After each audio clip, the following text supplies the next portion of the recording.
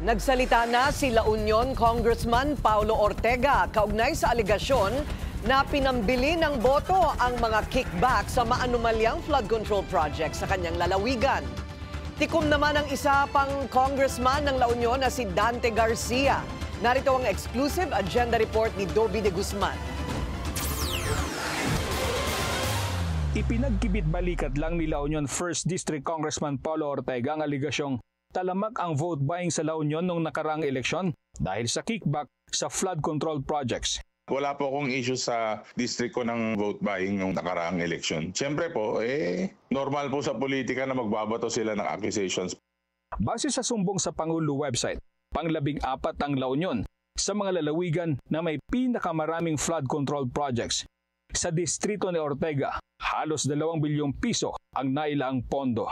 Walang ghost projects, wala pong substandard. Meron pong minor repairs na nasira po nung bagyong Emeng, pero one in Luna and one in Bacnotan. Minor repairs lang naman po siya sa dalawa na river control natin. Nananatili namang tikom ang bibig ni La Union 2nd District Congressman Dante Sotelo Garcia sa issue. Ilang beses nagpadala ang Billionario News Channel ng mensahe sa kanya, pero hindi siya sumasagot.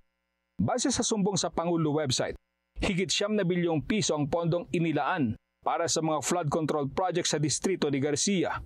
Pagbubunyag ni Senador Ping Lacson, halos 1.6 billion pesos ang inilaang pondo para sa bayan ng Nagilian at Bawang. Wala ang mga ito sa National Expenditure Program, pero tumubong parang kabute sa 2024 budget. Sa aming masinsing pagkalkal ay natuklasan naming iisang kontraktor ang naawardan ng lahat ng packages na ito, ang Silver Wolves Construction Corporation.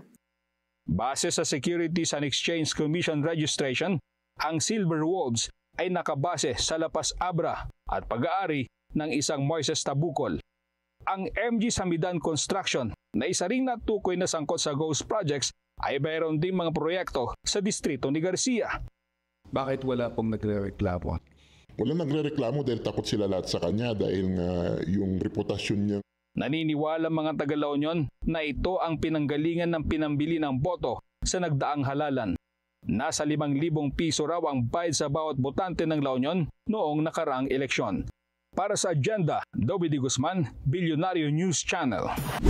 Manatiling nakatutok sa Billionario News Channel. Sumubaybay sa aming social media accounts at mag-subscribe sa aming YouTube channel para sa mga bago at eksklusibong balita.